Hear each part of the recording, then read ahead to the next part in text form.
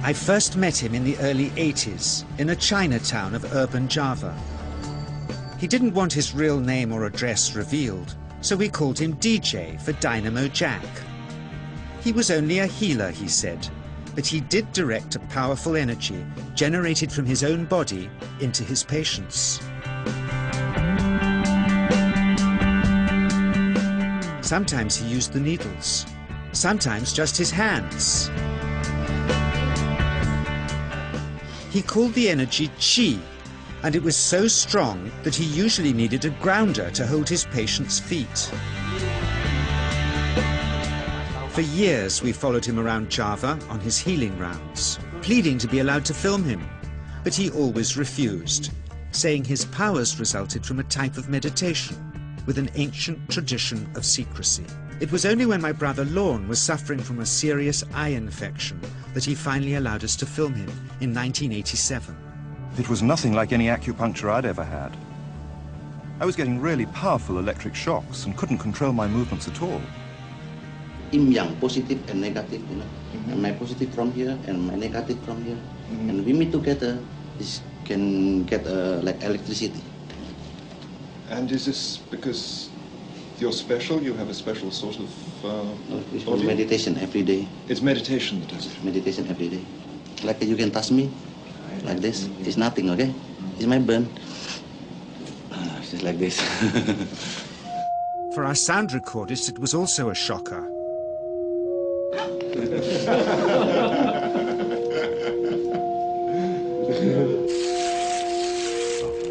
He then took our newspaper outside and showed us how Qi can also be used to set things on fire.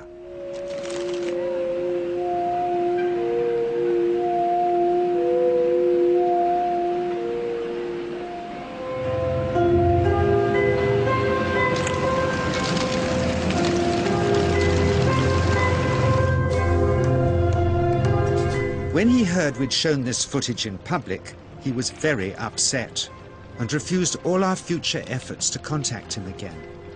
As the years passed, we sadly resigned ourselves to never seeing him again. My brother Lorne never did, for by 1997 he was already dead, when I again found myself with DJ, now treating me for an eye problem. But it wasn't this that brought me back. He had tracked me down out of the blue and invited me to tell me a story. He'd just returned from 2 years on a deep meditational journey, alone in the heart of Borneo. Amongst his revelations, he had seen, he said, how history was moving on into great change, and the old wisdom was vanishing. So he'd called me back to film just enough of him to remind us that we all have undreamed of powers sleeping within us, and that there's nothing special about him except for his training in waking them. Grounding this patient, my cameraman Joe is having to use all his weight to keep contact. But Qi is pushing him away.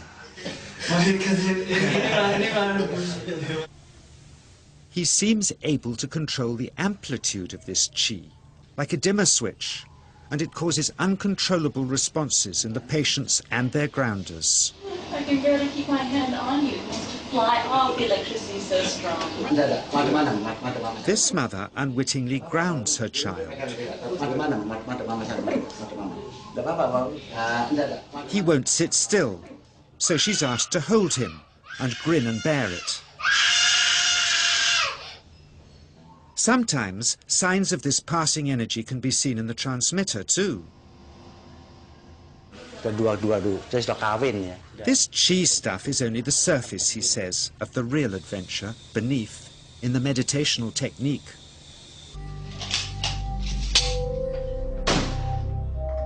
Projecting Qi from the palm of the hand can also be used to resist rifle pellets, he says.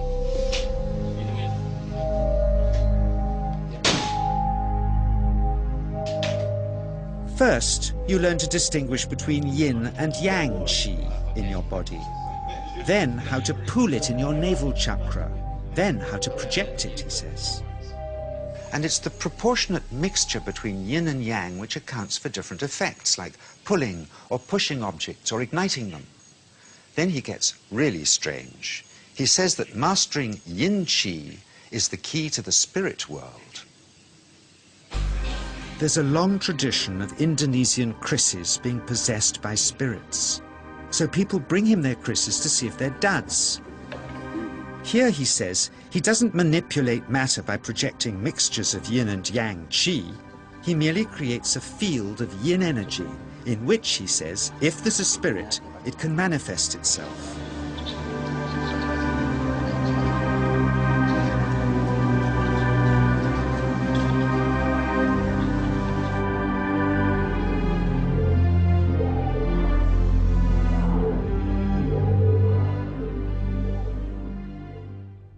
So I invited a small group of scientists back from the United States with measuring equipment to test if DJ was for real.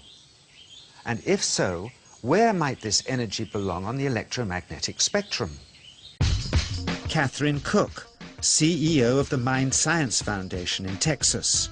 Dr. Roger Nilsson, a Swedish medic and international racing sailor.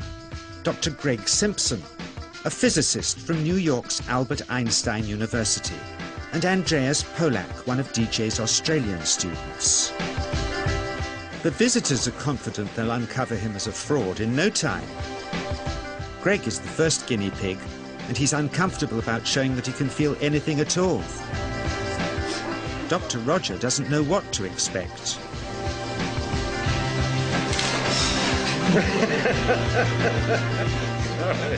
Out comes the metal detector, like the things they use in airports, to see if he has any concealed metal in his body. Then the voltmeter, to try and measure the qi. But how to get it to work? Where's the ground? What settings? DJ suggests that as his negative is his perineum, and his positive is his navel chakra, perhaps that's where the electrode should be attached. He doesn't stand on his dignity. He's eager to help, but still no readings. They're getting shocks off his arm, and now they're on the right settings, but the needle still isn't moving. DJ says it isn't electricity, it's qi. It's 1, 2, up, I feel it in my whole body. I feel it at 3, 0.3, I feel it in my legs, shit. But suspecting there's some tricky setup on his premises they can't find, they insist we all go to a randomly chosen hotel room several miles away to see if he can light a light bulb with his fingers. It doesn't ground on the wall. So Greg holds and grounds one wire, while DJ pumps qi through the other. The bulbs are LEDs, light-emitting diodes, which ignite in different colors according to the intensity of current. Yes. On, off, on. Brilliant. Oh, you're blinking. Things were going well. DJ was enjoying it too, until he invited us all out to lunch at his local, where he tried to push a chopstick through the table. He couldn't get it through the formica surface, so he came up through an inch of wood from underneath.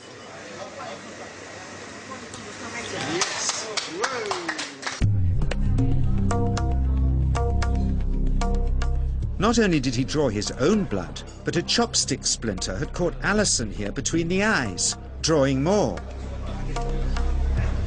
The incident was laughed off apologetically, but next morning he was a different man, drawn and upset. He said he'd been visited all night by his long-dead master, raging that he had broken the strict taboos of his sect, never to show off in public and never to cause harm or draw blood. He felt deeply chastised. All further testing and filming must end.